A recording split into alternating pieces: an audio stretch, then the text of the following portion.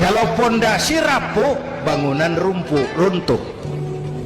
Bangunan bagaimana pondasinya, orang hidup bagaimana imannya.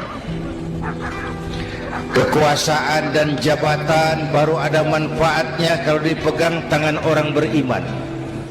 Kalau tidak, yang muncul Fir'aun.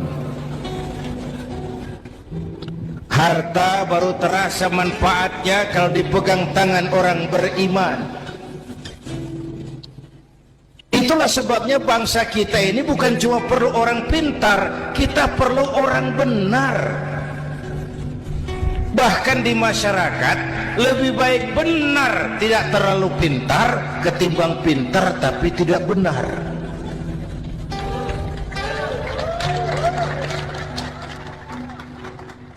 Kalau sudah pintar tidak benar, rusak rakyat juga. Disuruh ngurus beras malah nimbun beras. Ya, disuruh ngurus laut jadi bajak laut. Disuruh ngurus hukum, bikin hukum seperti pisau, tajam ke bawah, tumpul ke atas. Kalau yang kecil salah, hukum cepat-cepat ditegakkan. Yang besar salah, diam pura-pura tidak mengerti. Itu yang melukai rasa keadilan.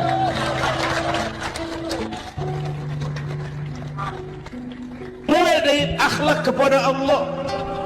Bagaimana cara berakhlak kepada Allah? Caranya dua. Pertama, jangan menyekutukannya dengan sesuatu pun. Yang kedua, jangan menyembah kecuali hanya kepadanya. Itu akhlak kepada Allah. Konsisten, disiplin. Saya bersaksi tiada Tuhan selain Allah, maka saya tidak akan menyembah kecuali hanya kepada Allah. Saya tidak akan takut kecuali hanya kepada Allah. Saya tidak akan minta tolong kecuali hanya kepada Allah. Saya tidak akan melarikan persoalan kecuali hanya kepada Allah. Saya bersaksi Nabi Muhammad utusan Allah, Nabi terakhir. Tidak ada Nabi sesudah Nabi Muhammad. Harga mati, titik. Disiplin. Ada yang mengaku jadi Nabi, wajib tidak percaya. Disiplin. Sekarang ini kan bangsa kita disiplinnya lemah. Korupsi agak sulit diberantas karena pejabat kita takut atasan tapi nggak takut Tuhan. Apalagi belakangan ini, saya sering bilang gini Pak, ini humor tapi agak tasawuf. Orang yang paling tenang hidupnya itu tukang parkir. Coba lihat tukang parkir, walaupun mobil banyak, mereknya bagus-bagus, tidak pernah sombong.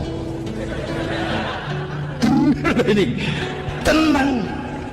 Nanti mobil pergi satu demi satu, habis sama sekali, dia tidak sedih. Tenang. Mobil banyak tidak sombong, mobil habis tidak sedih. Apa rahasianya? Ternyata, nih tasawufnya di sini.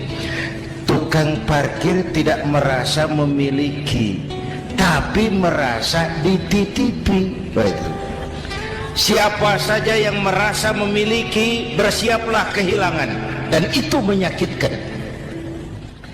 Tapi kalau merasa dititipi, jabatan, harta, anak, istri, semua titipan, hiduplah seperti tukang parkir.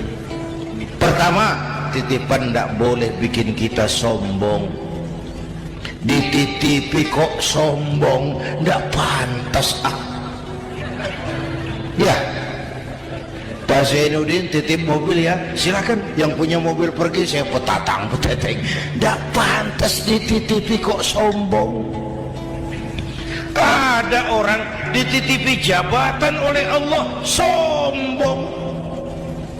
Dititipi sombong. Ada enggak pejabat sombong? Ada. Namanya Fir'aun. Itu pejabat-pejabat sombong anak buah Fir'aun semua.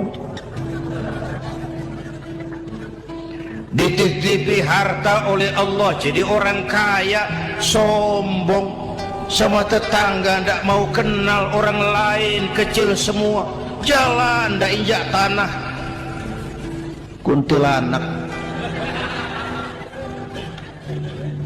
Yang kedua penting, titipan harus dijaga baik-baik. Kalau tidak, yang nitip marah. Yang nitip marah. Pak, titip sepeda motor, silakan. Waktu diambil sepeda motor, kaca spion pecah, knalpot hilang, bemper hancur. Marah enggak yang nitip? Marah. Saya kan titip, kenapa enggak dijaga baik-baik? Dititipi harta oleh Allah jadi orang kaya supaya bangun pesantren, bela yatim, santuni yang lemah. Pelitnya 17 setan. Yang nitip marah. Dititipi jabatan oleh Allah isinya korupsi saja, yang nitip marah. Nah, saya mau kasih lihat sekarang. Allah titip Indonesia. Allah titip Indonesia. Hai rakyat, ini Indonesia, aku titip, kata Allah. Hai rakyat, ini Indonesia, aku titip, kata Allah. Ini negara besar dan kaya. Titipan ini ditebus dengan keringat, air mata, darah, dan nyawa. Ini bedanya. Malaysia memang merdeka, tapi diberi Inggris. Singapura merdeka, diberi Inggris. Indonesia merdeka, keringat, air mata, darah, dan nyawa. Ini negara aku titip, kata Allah. Ini negara besar dan kaya. Buminya subur. Di atas perut buminya segala tanaman hidup. Di bawah perut buminya ada gas, minyak, batu bara. Lautnya kaya, hutannya kaya. Kekayaan negeri ini harus digunakan bagi sebesar-besar kemakmuran rakyat. Itu amanat konstitusi. Disalahgunakan, dikorupsi, yang nitip marah. Yang nitip marah. Kalau dia marah, dia suruh makhluknya yang lain negur. Siapa? Merapi, Bromo, anak Krakatau. Itu Merapi demo, Pak. Kalau kita rakyat demo, anak buahnya Pak Danres turun. Tapi kalau Merapi demo, siapa yang mau ngatasi? Mbak Marijan. Selesai.